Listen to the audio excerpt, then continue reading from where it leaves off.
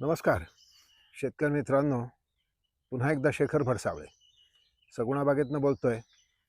आणि सगुणा बागेच्या ह्या अतिशय उत्तम शेतामध्ये मी आता उभा आहे.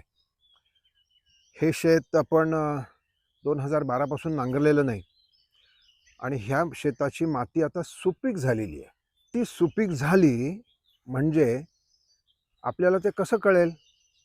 सर्वसाधारण आपण काय म्हणतो की मातीचं सॅम्पल घ्यायला पाहिजे आणि प्रयोगशाळेत पाठवायला पाहिजे.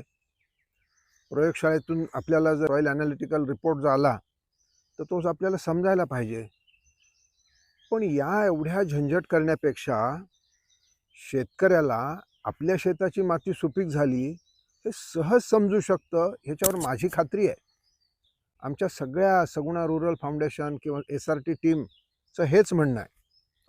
ज्या शेतकऱ्यांनी SRT स्वीकारलं, ज्यांनी ते 3 वर्षापेक्षा जास्त पुढे गेले सातत्यपूर्वक, त्यांना ते आपोआप समजायला लागलं की आपल्या शेताची माती सुपीक झाली. जमीन सुपीक होण्यासाठी आपण काय म्हणतो? आता बघा, इथे या शेतामध्ये आम्ही खरीपामध्ये म्हणजे पावसाळ्यात भाताचं पीक घेतलं होतं. भातानंतर मग आम्ही वांगी घेतली. ते वांग्याचं पीक जवळजवळ 6 महिने चाललं. हे वांग्याचं खोड आपण जमिनीला ठेवलं. आता इथे हे वांग्याचं खोड जमिनीला ठेवल्यावर जसं हे 2012 पासून हे शेत नांगरलेलं नाही, प्रतिवर्ष आपण किमान 3 पिकं इथे घेतो. आता ह्या वर्षी जेव्हा वांगी घेतली त्यावेळेला आपल्याकडे 2च पिकं झाली, किंबहुना तिसरं पीक हे इथे चवळीचं आता चालू आहे. आणि ते बघा किती भरगच्च छान सुंदर आलेलं आहे. अर्ध्या शेतामध्ये वांगी होती, अर्ध्या शेतात टोमॅटो होते. तर ही माती सुपीक झाली हे कसं कसं कळतं शेतकऱ्याला? 3-4 गोष्टी आहेत. एक म्हणजे ही माती मला हाताने वाकरता येते. हाताने छानपैकी वाकरली बघा. दुसरं, ह्या मातीला सुगंध येतोय. मस्त एकदम.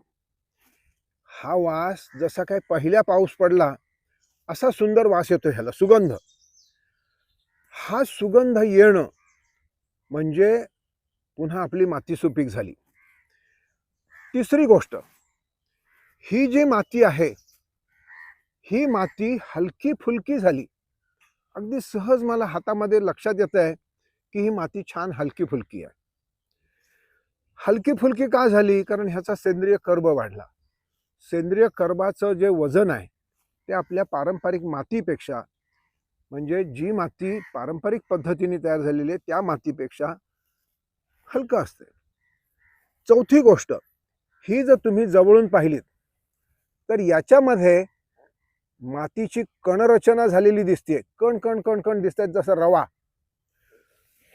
आणि ही जी माती आहे ह्याच्यामध्ये अगदी जस्ट तेवढाच ओलावा आहे की ही माती जर घेतली आणि त्याचा जर लाडू केला, आपण असा लाडू केला तर तो लाडू फुटत नाहीये. बघा, मी उडवून दाखवतो तुम्हाला. हे बघा, हा लाडू फुटत पण नाहीये. पण तोच लाडू मी 2 बोटामध्ये घेऊन सहज फुटू शकतो. आणि माझे हात झटकले तर हात पण स्वच्छ आहेत. हे म्हणजे माती सुपीक झाली.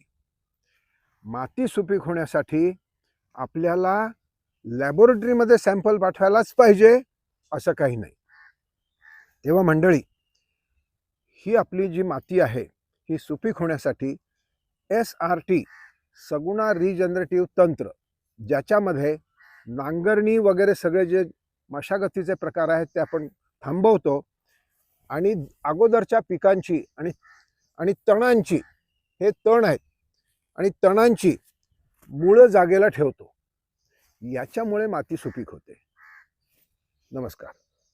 स्क्रीनवर दिलेला नंबर SRT ऑफिस असा सेव्ह करा आणि हाय किंवा SRT असा मेसेज पाठवा व माहिती मोफत मिळवा. धन्यवाद.